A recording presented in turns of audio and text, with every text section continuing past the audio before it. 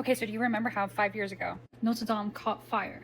And pretty much the whole roof burned, and they started rebuilding it. They found all these graves, sarcophagi, realized these must be important people. One was buried underneath, and the whole coffin was lined with lead. His body was strangely deformed, and he died at only around 30 years of age. He had lost all of his teeth, and his head was pointy.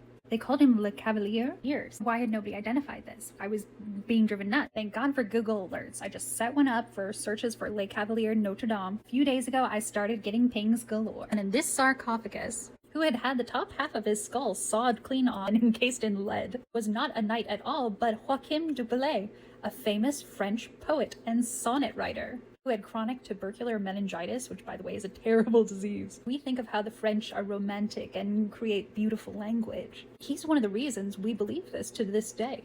And historians had been searching for his grave because they had a map to its location and there was no body there. Somehow he ended up in Notre Dame.